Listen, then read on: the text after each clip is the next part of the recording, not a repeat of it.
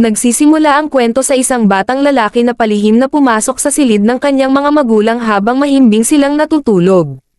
Kinuha niya ang itinatagong magasin para sa matatanda at tinitigan ang larawan ng isang sikat na aktres na may bansag na Misty Mountains. Bigla na lamang, isang kotse ang bumangga sa kanilang bahay at sumagasa sa bakuran. Sa loob ng sasakyan ay ang hubad at dugwang katawan ni Misty Mountains, ang paborito niyang artista. Sa huling hininga nito, may binigkas siya. How do you like my car, big boy? Si Jackson Healy ay isang bayarang tagabugbog, ang tipo ng taong kinukuha mo para manakit ng iba. Samantala, si Holland March ay isang palpak na pribadong investigador at amang mag-isang nag-aalaga ng anak. Lulong siya sa alak at kadalas ay wala sa wisyo. Isang matandang babae ang kumuha sa kanya upang hanapin ang pamangkin niyang si Misty Mountains, na paniwala niya'y buhay pa.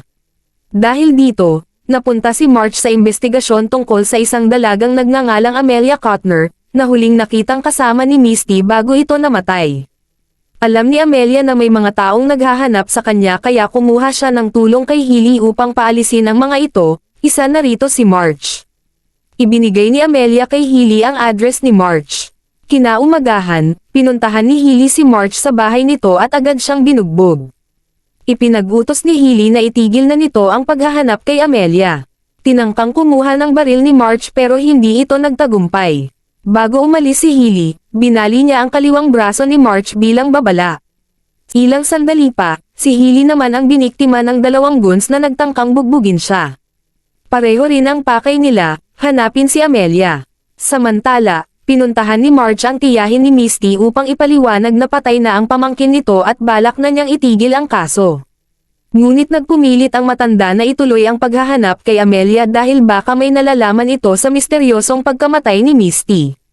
Nang ipakita ng matanda ang isang tseke, wala nang nagawa si March kundi tanggapin ang trabaho. Dahil napagtanto ni Healy na nasa panganib si Amelia, pinuntahan niya si March habang birthday party ni Holly. Ipinaalam niya kay March ang tungkol sa dalawang lalaking gustong patayin si Amelia. Nagbigay rin siya ng bayad kay March bilang kabayaran sa pambubugbog niya rito dati. Pumayag si March, at doon nagsimula ang pansamantalang pagsasama nila bilang partners sa paghahanap kay Amelia. Una nilang pinuntahan ang grupo ng mga nagpoprotesta na kabilang si Amelia. Sa gitna ng mga nagkukunwaring patay na mga miyembro ng grupo, tinanong nila kung nasaan si Amelia. Sabi ng isa, patay sila dahil sa polusyon sa hangin. Dahil tila walang patutunguhan ang pag-uusap, sumubok pa rin silang magtanong kung nasaan si Amelia, ngunit sabi ng grupo, wala siya roon, namatay na ang kanyang nobyo 3 araw na ang nakakaraan. Nang makumbinsi sa pamamagitan ng pera, isang kasapi na nagngangalang Chet ang pumayag na tulungan sila. Dinala sila ni Chet sa sinunog na bahay ni Dean, ang nobyo ni Amelia. Doon, tinanong ni March si Chet kung kilala ba talaga niya si Amelia. Sabi ni Chet, kilala niya ito dahil kay Dean, isang filmmaker. Si Chet naman ay projectionist, kaya doon sila nagkakilala. Habang iniimbestigahan nila ang bahay, isang batang nagbibisikleta ang nadaanan nila. Tinawag siya ni March at tinanong kung kilala niya ang nakatira roon. Humingi muna ng $20 ang bata bago sumagot. Pagkabigay ng pera, sinabi ng bata na kilala niya si Dean at nakita niya ito na gumagawa ng nudie film noong nakaraang buwan. Tinanong ni March kung nakita niya si Amelia, pero sagot ng bata, hindi raw, si Misty lang ang nakita niyang kausap ang mga producer. Ibinunyag pa ng bata na ang pangalan ng producer ay Sid Hatrack. Sinubukan daw ng bata na makipagkaibigan kay Sid para magkaroon ng trabaho, ipinakita pa raw niya ang kanyang, malaking longganisa, bilang biro. Bago sila umalis, tinanong ni March kung ano ang pamagat ng pelikulang ginagawa ni Nadine. Sagot ng bata, How do you like my car, big boy? naiinis na si March. Hindi niya maikubli ang pagkainis sa kabataan ngayon, bastos, walang modo, at tila wala ng respeto. Ang pinakakinatatakutan niya ay baka matutunan ni Holly ang mga asal na ito. Samantala, sinabi ni Healy na siguradong may kakaibang nangyayari. 3 araw na mula nang masunog ang bahay ni Dean, at iyon din ang araw na nawalan siya ng balita tungkol kay Amelia. Habang nagmamaneho, napansin ni March ang isang billboard ng pelikula ni Misty Mountains.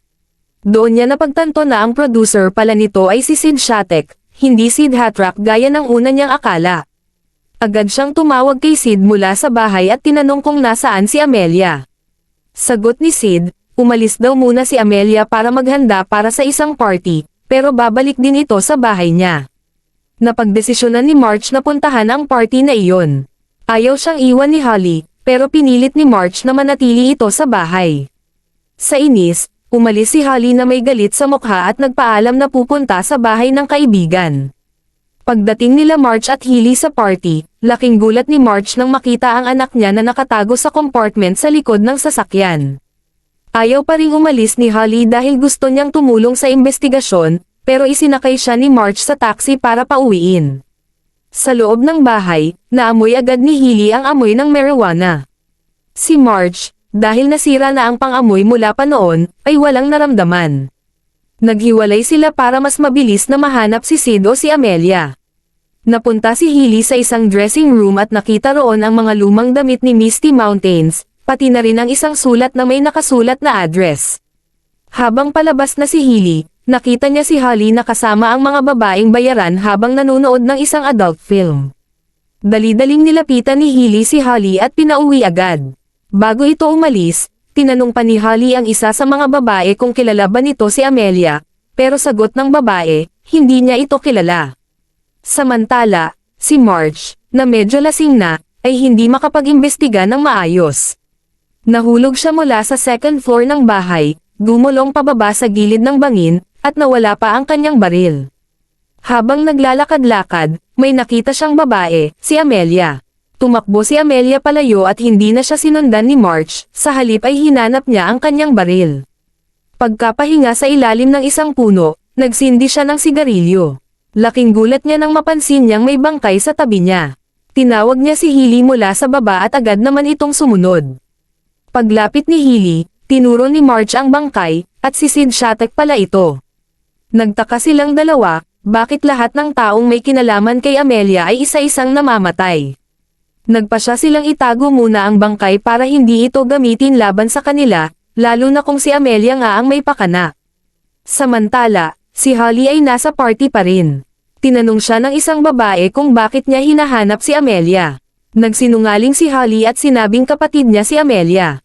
Nagalok ang babae na isasama siya kay Amelia, pero imbes na dalhin siya sa tamang lugar, dinala siya sa isang lalaking masama na naghahanap din kay Amelia. Nais ni Holly na bumaba ng sasakyan, pero ayaw siyang palabasin ng lalaki. Nakita ng lalaki si Amelia at tinangkang barilin ito, pero sinarado ni Holly ang pinto ng kotse kaya hindi tumama ang bala. Nasugatan ang kamay ng lalaki at sinigawan siya ni Holly para tumakbo na. Narinig ito ni March at dali-daling lumabas. Sinabihan siya ng valet na nakita ang anak niya na sumakay sa itim na kotse, kaya agad siyang sumunod. Nasundan ng lalaki sina Amelia at Holly, pero hindi nito napansin ang kasalubong na sasakyan kaya nabangga siya. Tatakbo na sana ulit si Amelia, pero dahil sa kabutihan ni Holly, pinilit nitong tulungan ang lalaki kahit kalaban nila ito. Hinayaan na lamang ni Amelia si Holly at tumakbo na palayo. Pagdating ni Hilly, sinabi ni Holly na kailangan nilang tumawag ng ambulansya. Nagkunwari si Hilly na tutulungan ang lalaki, kaya umalis si Holly para humingi ng tulong. Habang magkausap sila ng lalaki, sinabi nito na paparating na si John Boy at papatayin silang lahat. Hindi natakot si Hilly. Sa halip, sinakal niya ang lalaki hanggang sa mamatay ito. Pagbalik ni Holly, kunwari sinabi ni Hilly na hindi kinaya ng lalaki ang pinsala kaya ito namatay. Dumating na rin si March, at natuwa siyang ligtas ang anak niya. Nang dumating ang mga pulis, ibinigay ni Hilly at March ang kani-kanilang salaysay. Habang nagpapahinga, lumapit sa kanila ang isang babaeng nagngangalang Tali. Sinabi ni Tali na gusto silang makausap ng boss niya. Ang boss ay si Judith Cotner, ina ni Amelia at nagtatrabaho sa Department of Justice. Sa opisina ni Judith, nagpasalamat siya sa dalawa sa pagsagip sa kanyang anak. Pero sinabi ni March at Hilly na hindi sila dapat bigyan ng credit, dahil si Holly talaga ang may malaking ambag sa pagligtas kay Amelia. Humingi ng tulong si Judith sa dalawa. Ayon sa kanya, sinusubukan ng Vegas mob na ipakalat ang kanilang adult film operation sa Hollywood Boulevard at ginagawa niya ang lahat para mapigilan ito. Nagtaka si Hilly, Kung ganon, bakit gumawa si Amelia ng adult film kasama si Sid, gayong alam nitong magiging kahihiyan ito sa kanyang ina? Sagot ni Judith, nagkaroon sila ng hindi pagkakaunawaan. Pero ang pelikula ay wala na rin ngayon, nasunog na ito sa bahay ni Dean. Nagtanong si Marge kung alam ba ni Judith kung bakit sunod-sunod na pinapatay ang mga taong may kinalaman sa pelikulang iyon. Sagot ni Judith, wala siyang ideya, ang alam lang niya ay nasa panganib ang anak niya. Tinanong ni Healy kung bakit hindi nila inilagay si Amelia sa protective custody. Sabi niya, ayaw na ni Amelia sa kanya, iniisip ni Amelia na bahagi si Judith ng gobyerno at siya ang may pakana ng lahat ng pagkamatay ng mga kasamahan niya. Sa huli, sinabi ni Judith ang tunay niyang pakay, gusto niyang upahan sina Marge at Healy para hanapin at bantayan si Amelia, at protektahan ito anuman ang mangyari. Kinaumagahan, pinag-usapan nina Marge at Healy ang address na nakita ni Healy sa dressing room, matatagpuan ito sa Burbank Airport, Western Flight D. Akala ni Healy na aalis na ng bayan si Amelia, kaya tinanong niya si Marge kung ano ang plano nila. Pero wala nang pakialam si Marge. Ang gusto lang niya ay magsinungaling kay Judith, magpanggap na nagtatrabaho pa, at humingi ng dagdag na bayad. Ang gusto lang niyang gawin ngayon ay uminom at magsaya ngayong hapon. Nagalit si Holly sa kanyang ama at tinawag itong, the world's worst detective. Dahil dito, nagdesisyon si Healy na siya na lang ang maghahanap kay Amelia. Pero may sinabi si Marge, hindi raw flight ang tinutukoy ng address. May curfew ang mga overflight sa bawat airport mula 10 ng gabi hanggang 6 ng umaga, paliwanag niya. At yung number sa taas ng address. Yun ang petsa ngayon, pero baliktad, gaya ng European format. Kapag tiningnan mo ang FLT, baka hindi ibig sabihin ay flight, kundi flat, ibig sabihin ay apartment. Doon napagtanto ni Healy, baka nasa Burbank Apartments West si Amelia. Kaya agad silang pumunta roon. Pagdating nila, tinanong ni Healy ang isang lalaki kung iyon ba ang Burbank Apartments. Sagot ng lalaki, wala na yon, sinira na 2 taon na ang nakalipas. Napahiya si Marge, wala na silang ibang mapuntahan kundi ang mismong airport.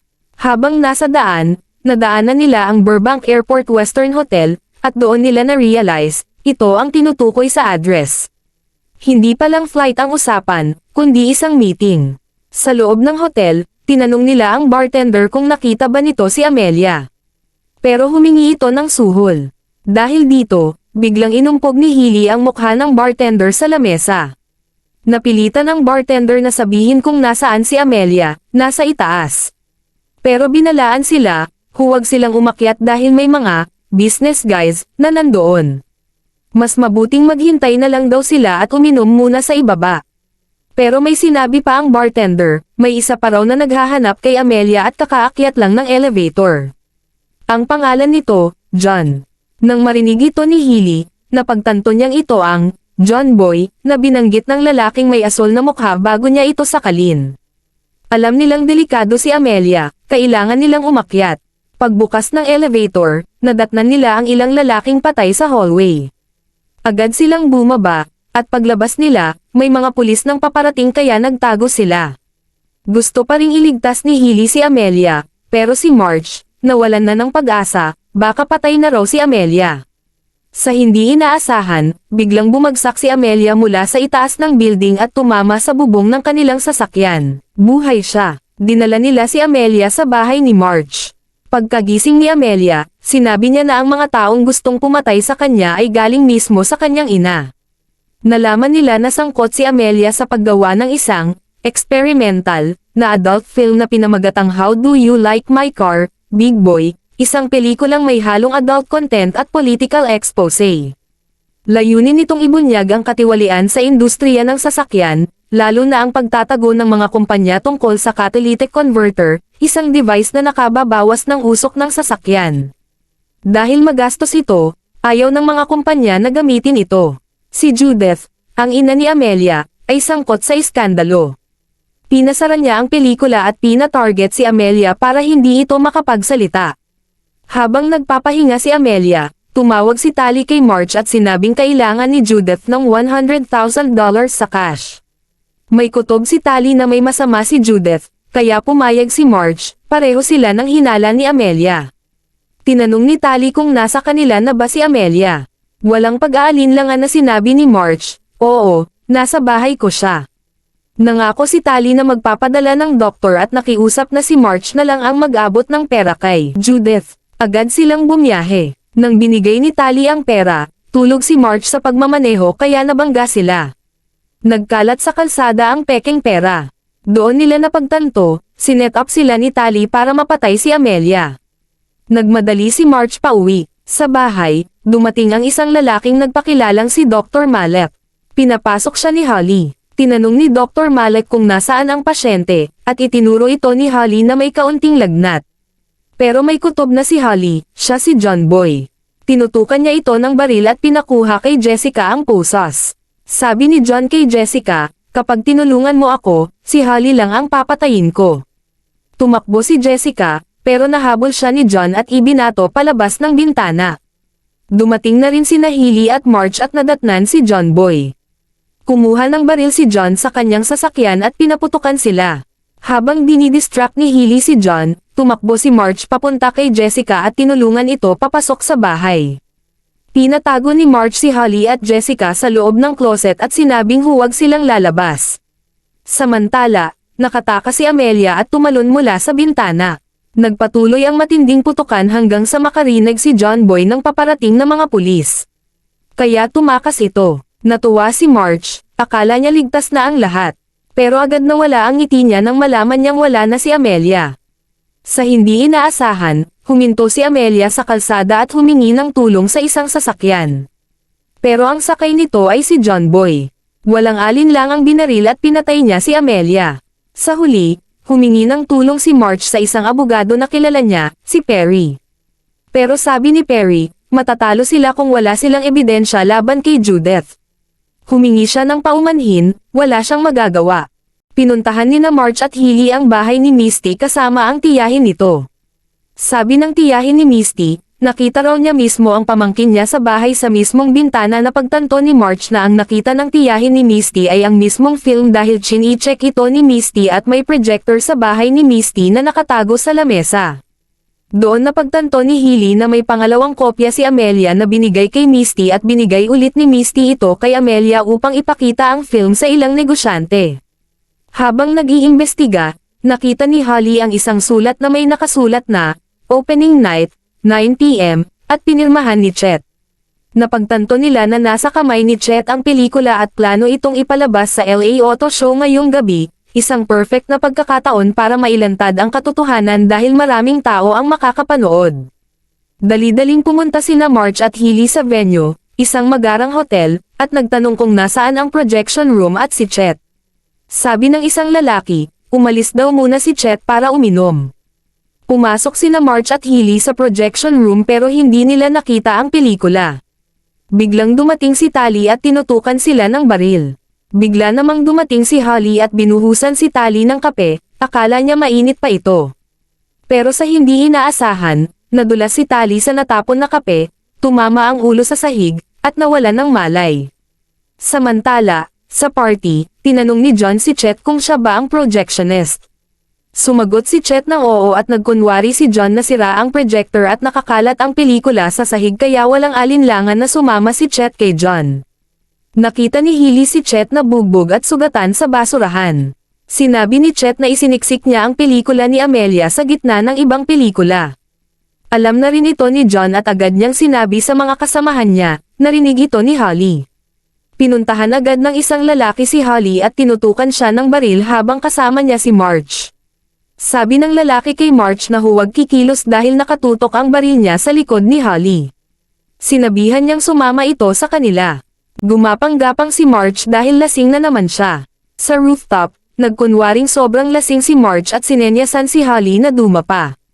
Hinampas niya ng upuan ang lalaki, binaril ito, pero hinawakan niya si Holly habang mahuhulog siya.